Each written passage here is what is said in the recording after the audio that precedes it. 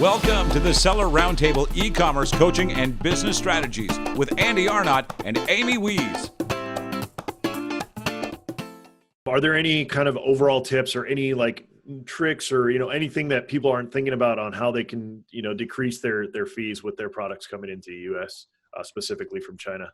Well, I think the first thing you have to do is start at the beginning and make sure that you have all of your landed cost in front of you and you know what you're looking at. And from there, it's so specialized dependent upon the commodity and what you're trying to do as a small business person or an importer or whatever, that it's kind of a case by case basis. But, one of the ways I will tell you this, that if you're a small importer and you're looking to be a consistent importer, what you want to do is get to the place where you're building your own 40-foot containers with your own product.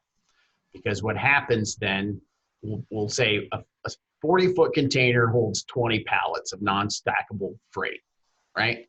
Well, what if you're importing one pallet at a time? That's 20 shipments. That means 20 customs clearances, 20 trucking deliveries, 20 warehouse fees, 20 freight forwarding fees, right? Versus one 40-foot container where your ocean freight is bought and sold by the cubic meter most generally. So by the area it takes up in a container, right? When you buy a 40, the cost of that cubic foot or cubic meter shrinks. When you're paying for one cubic meter, the cost is higher.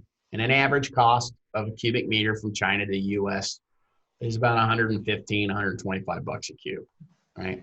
And when you're doing your own 40-foot container, it shrinks down to about 80 bucks a cube.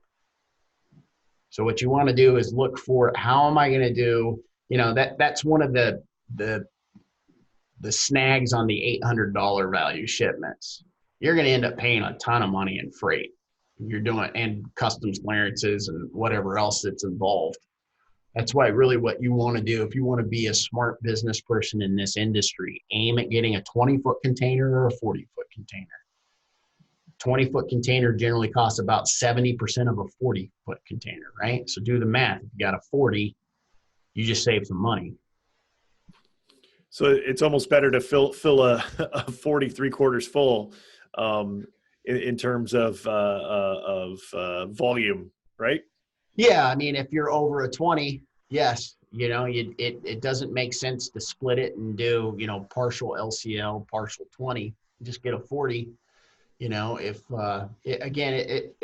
determined by what the point of origin is, what the point of destination is. Those containers generally from, we'll say China to the U.S. West Coast, $2,100 for a 20 right now, $2,400 for a 40. But you ship to the same U.S. West Coast from Europe and you're $4,000 depending upon where you're coming from. So it matters. The details matter. So it's kind of hard to generalize. Sure.